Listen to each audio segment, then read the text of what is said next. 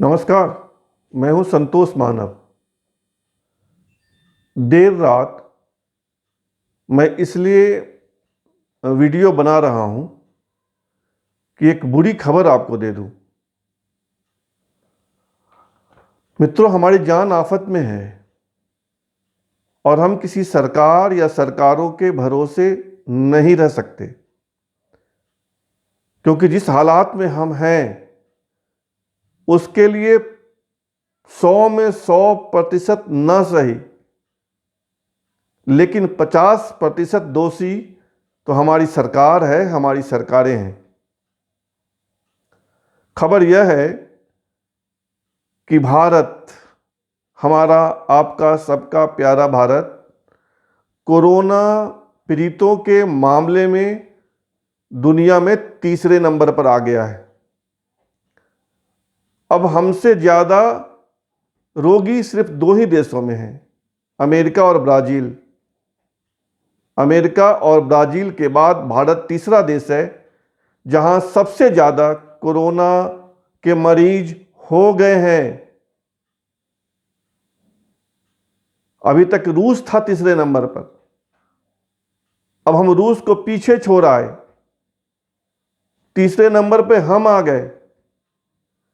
रूस में 6,81,000 कोरोना मरीज हैं और हमारे देश में 6,85,000 कोरोना मरीज हो चुके हैं। और जब आप यह वीडियो देखें तो बहुत संभव है कि 6,90,000 हो जाए। ऐसा क्यों हुआ?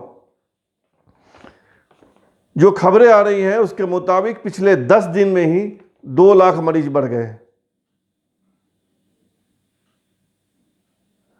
यह तो भला हो डॉक्टरों का, यह तो भला हो नर्सेज का कि सब लोगों ने मिलकर 6,85,000 में से लगभग 4 लाख को ठीक कर दिया है।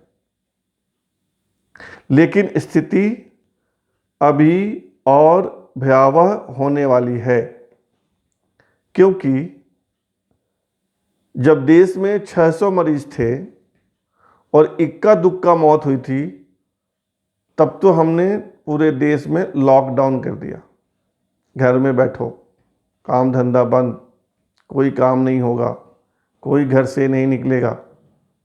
और जब देश में लाखों मरीज हो गए तब हमने अनलॉक कर दिया।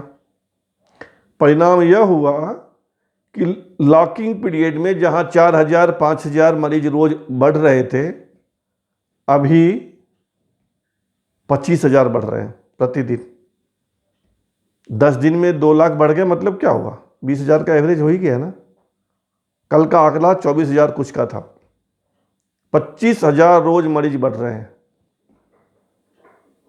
जब देश में 45, 35, 50, 55 लोग प्रतिदिन मर रहे थे, कोरोना से मौत हो रही थी, तब हम लॉक थे, घरों में बैठे थे, पूरा देश बंद था। और जब 600, 650 लोग रोज मर रहे हैं, तब अनलॉक हो गया। यह है सरकारों की स्थिति। पता नहीं सरकार कैसे डिसीजन लेती है, किन लोगों की सलाह से लेती है। होना यह था कि जब बहुत कुछ ठीक था तब हम काम करते, तब देश लॉक नहीं होता, प्रचार करते इसका कि भाई इससे बचो।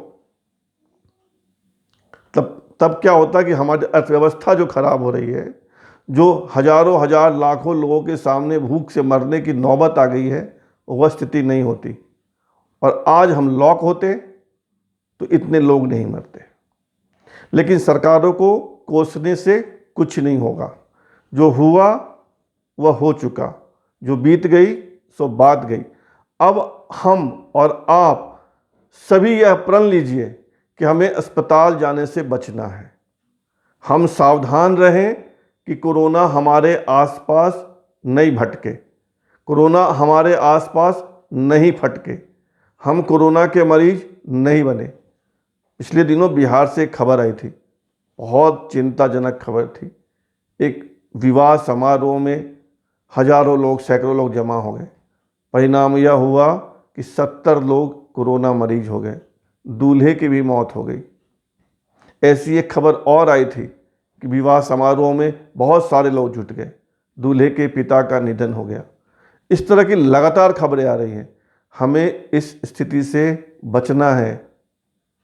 हम भीड़ में ना जाएं, जहां सैकड़ों लोग हों, जहां दर्जन भर से ज़्यादा लोग हों, ना जाएं। और अगर जाना भी पड़े तो एक आदमी से दूसरे आदमी के बीच 3 फीट की 3 मीटर की दूरी रखिए।